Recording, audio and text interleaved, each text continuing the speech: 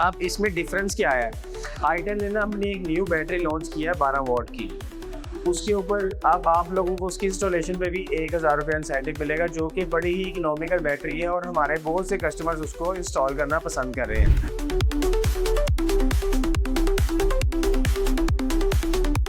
आपने लो gauge wire use किया है तो उससे क्या होगा कि कस्टमर आपको कहेगा लाइक आपने वायर लो गेज यूज़ किया है।